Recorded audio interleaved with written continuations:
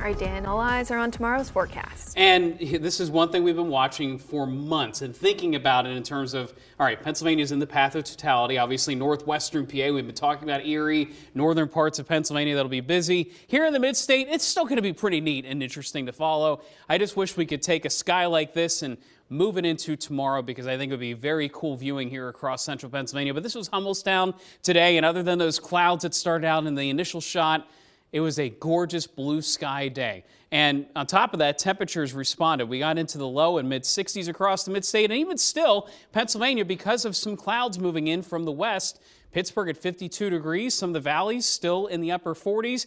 I will say, though, look at York down to 38 degrees. Those very sheltered valleys, the typical cold spots, will likely be in the mid-30s overnight tonight. Today's high, 63 degrees.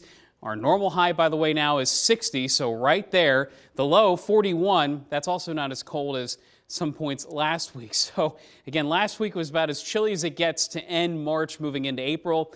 Now we've seen a little bit of a bounce back. So our hourly forecast tonight, temperatures do fall into the mid-40s. Ultimately, I do think the coldest locations do get close to the mid-30s. Otherwise, for us, we wake up, we start to see those numbers rebound pretty quickly. And I do think there's enough sunshine that it warms up right back in the low and mid 60s tomorrow. But I want to show you the cloud forecast, because that's the important part. And at least tonight, it's just high clouds, a very calm, tranquil night. Enough of a breeze at times that we should avoid a widespread frost concern heading into tomorrow morning. We start with sunshine, but notice what happens. From southwest to northeast, the clouds keep coming in.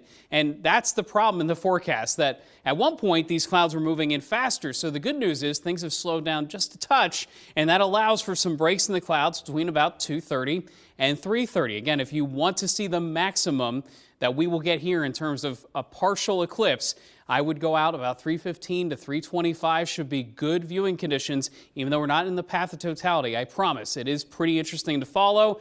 And then, of course, heading into the evening, there are signs the clouds clear. So again, it's that tough window there of about an hour from 2:30 to 3:30. We want to see some breaks in the clouds. Now, Tuesday during the day, we warm up into the low and mid 70s. Could there even be a pop-up thunderstorm?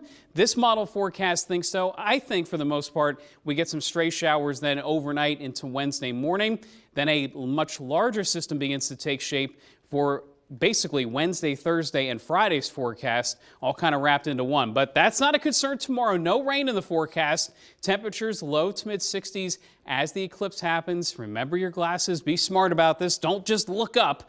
All right, temperatures are looking up to 72 degrees for Tuesday, then mid 60s through much of the week ahead, and much of the 7-day forecast too. I mean, we're looking at a much milder stretch of weather, that is for sure. Thursday today, I'm pinpointing for the steadiest rain, up to an inch through Friday. And Friday could kind of tip the scales a little bit. We could get closer to 1.5 inches if that steady rain continues. Saturday and Sunday, though, still mild temperatures, low to mid 60s. We are watching for some showers to end the weekend. Jared, over to you.